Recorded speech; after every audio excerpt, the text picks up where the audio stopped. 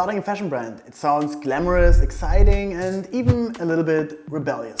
But what if I told you that behind every successful collection and every inspiring video shoot and video that gains lots of views and likes on social, there's a lot of struggle, a lot of devotion and a lot of improvement to be made.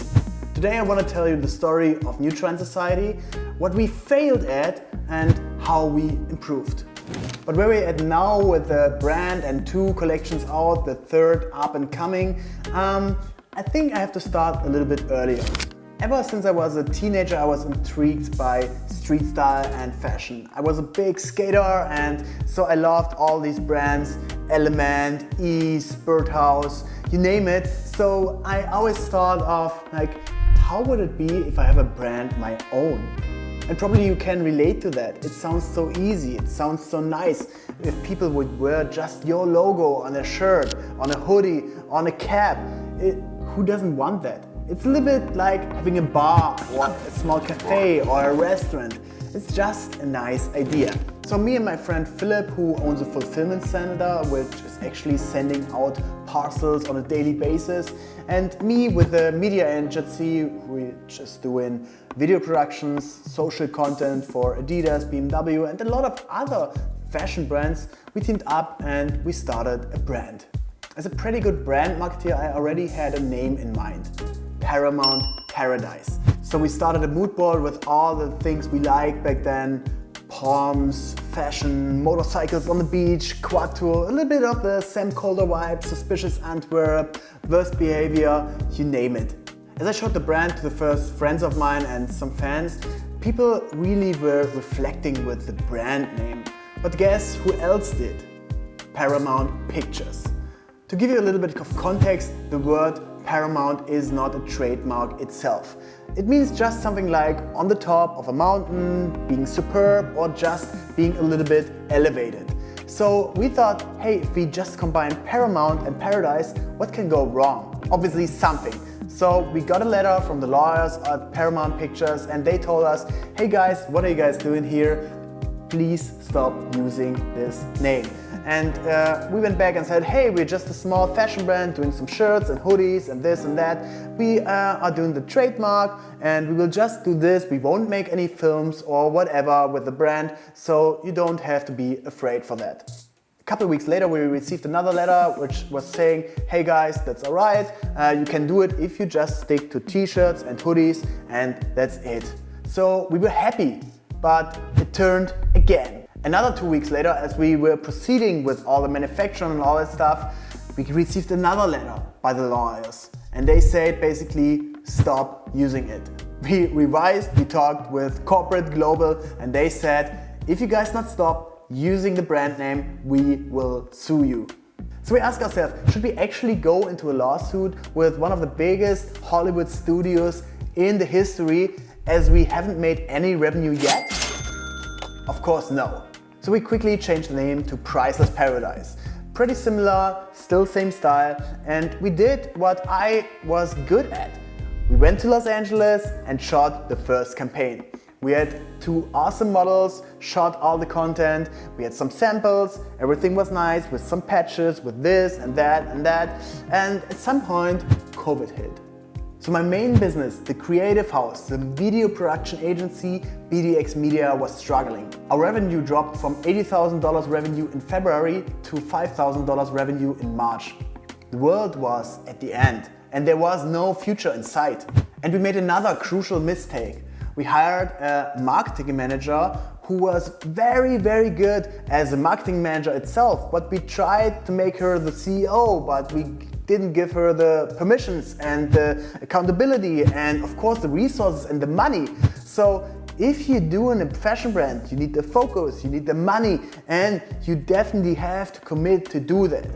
In a time of a worldwide crisis and pandemic, that's definitely a hard thing. And I mean, in retrospective, it's easy to say it was so tough back then. I mean, maybe this is also one of the biggest mistakes I made, because a lot of big fashion brands, a lot of street style brands really blew up in 2019, 2021, when people were sitting at home and shopping e-commerce all the time. Did I do it wrong? Would I do it different if I could change my mind now? I'm not sure. I am thinking things are exactly right how they went, because you will always learn from your winnings, but also from your failures. And if I would have focused on the fashion brand back then, maybe BDX wouldn't exist today. So we shut down manufacturing and closed the fashion brand. But do you know that feeling as an entrepreneur, as a visionary, as a founder, when it's always tickling and you always want to do something? But I knew I was gonna be back, and I was gonna be back for good. So 1.5 years ago, I started the idea again. But this time I did things a little bit differently. Even though I love my partner and he's one of my best friends ever, I am a single founder. I want to have control over everything myself. I don't want to talk to too many people. I don't want to align with everyone. I want to make decisions myself. So if you are in the position right now, if you're thinking, do you want a co-founder or you want to do it by yourself? There are advantages and disadvantages. One advantage is definitely you can talk to somebody else, you have a different opinion. The hard times are not as hard because you can split the pain. But on the other side, you can also not just do the ideas just you want. So you always have to align with someone. And if you're really on the same wave, then definitely go for that. If not, please be very careful choosing your partners. The name New Trend Society was obvious. I had a podcast already, and sometimes I'm thinking, hey, why invent the wheel new? Just take what is already there. The podcast was around for 2 years. It was successful. We already had some kind of merchandise with the brand name. It was always the BDX, New Trend Society. So we just made it a little bit shorter, New Trend Society. With the help of one of the best designers in Germany, Fabian Kirchner, we built a new logo, a new CI, and started research. What kind of fashion do I like? What kind of fashion do people like? What is necessary? How can we neutralize all the waste, all the fast fashion that is out there? And how can we make quality standards and standards for healthy and sustainable production? And I believe there's only one way to do it. So I flew out myself to Turkey, to Istanbul, and I talked to factories. I visited many factories, talked to the owners, and we were making sure that the quality standards are alright, that the people get paid well. The owners showed me the pay stubs of the employees, we were checking the facilities, everything is alright, and as other big German brands were producing there, including WWF, we were sure we can produce there. But starting a production doesn't come without any challenges. MOQ. MOQ means minimum order quantity, and this is the least amount you have to buy from the supplier that they make their margin and that you get a good price. Usually it varies a little bit, but for shirts you can say it's 150 to 300, same for hoodies. If you're buying socks, it's way more, it's probably 600 to 1,000 units. And thinking of that, selling 1,000 pairs of socks, that's definitely a challenge. This time I wanted to build the brand around the community. Not fashion first, community first. So I brought together a team, invested $70,000. We put up a shooting in Faro in Portugal to get all the stuff done, and we set a date for the release. No release without a good party, so we set the release party in Berlin in September 2023. So the typical process with a manufacturer is sampling, so you get a first sample, a first idea of how it's going to look like, then you make adjustments, sampling round 2, and then you set the order. Another 4 to 6 weeks later, they will have all the fabric, then they will print it, then we'll make all the detailing, making all the refinements, and at some point it will be shipped. That's where your production location comes in play, and the destination where you want to ship it. If you're shipping just in Europe, it's easy. It's maybe 5 to 10 days in a big truck. If you're shipping within the US, it's kind of the same. Shipping from Mexico to US is also pretty easy. But if you're shipping from Far East, if you're shipping from China to Europe to the US, it may take even longer. If you're shipping by actual ship, it's cheaper, but it will take longer, 4 to 8 weeks. If you're shipping by plane, it's faster, but it's way more expensive. And as Turkey wasn't part of the European Union, there's also some tax issues. So you really have to think about if you want to produce there, or if you want to easier go to a country like Portugal, where the prices are maybe a little bit higher, but there's no import issues. The scheduling for the production became later and later, and of course I planned like 1 and 2 weeks, like just to have a little bit of spare time, but even that was gone. So we had just 8 days until the release party. Release party was on September 28th and it was already September 18th. We had the location in Berlin, we hired a DJ, we made partnerships with Absolute Vodka and other sponsors to support the event, but how should we sell it if the fashion wouldn't arrive on time? All these months of working, all these months of ideation, all the sampling, all the months of hard work, the production in Turkey, the shooting in Portugal, Faro, the hard work of the team, even the failure of my first fashion brand, it would be all senseless if the product wouldn't arrive on time. At some point I finally received a call, 3 days prior to the event. But it wasn't from the trucking company, it was customs. And customs was saying, hey guys, there are some documents missing. We were fucked. We were fucked. And it was already 7 p.m. so I tried to reach somebody in the manufacturing, in the factory, but nobody was there. So I managed to get a hold of the owner of the company, of the factory, and talk to them. Hey guys, it's super urgent, we need these documents. I thought the fashion was FOB and everything easy for taxation and customs, because I don't have a clue. I didn't have a clue when I started it. I'm always like, hey, screw it, let's do it. We will find a way of figuring stuff out, but sometimes this goes wrong. Then my good friend Toby came into play, and this is where the circle closes. Philip, the guy I founded the first fashion brand with, Toby was his first employee, and he was supporting us with New Trend Society from the beginning because he also loved the idea about community, about bringing creatives together.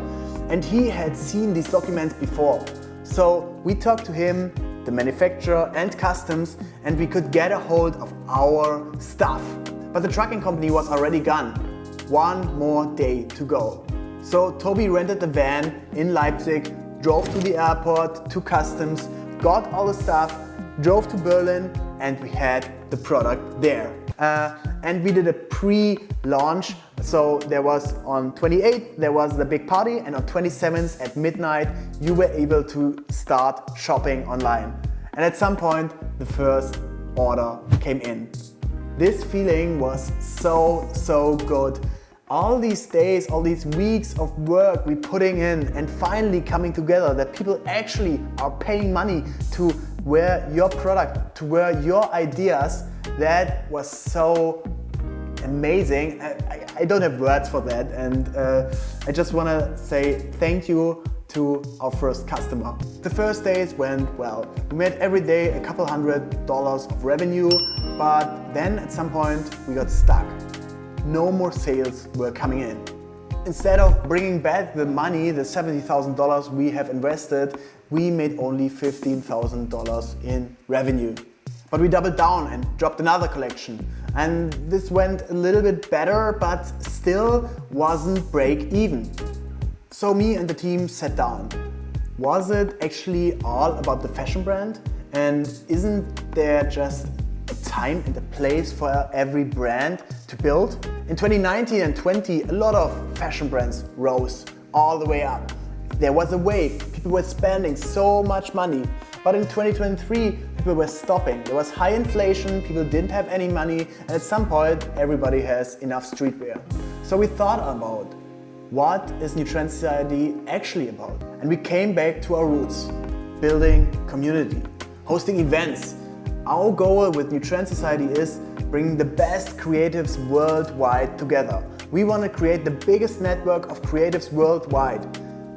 The vision is, in 5 years, whether you're in Shanghai, in Tokyo, in New York, in Los Angeles, in Leipzig, or in a super small town, wherever, you can be part of New Trend Society, you can learn, you can be part of this creative network. And the thing that all connects us, we are like-minded. We are sharing our experiences, we are talking about what fascinates us, what we are passionate about, and it can be photography, videography. You can also be a creative ad specialist or someone who consider themselves just creative. There's always a place for you at New Trend Society. So we made a pivot, and since then we were hosting events worldwide. There are monthly events in Los Angeles at Neue Haus, now new at our friends with Paulana at Sunset. We hosted a pre-event of online marketing rockstars in Hamburg, and somehow the fashion brand took off again. We did a collab with Smile Eyes, and we are doing a collab with I hope you can learn something from this. We're still on day one. And the reality is, if you're passionate about something and if you really want it, you will be successful in the end. The question is, how bad do you want it?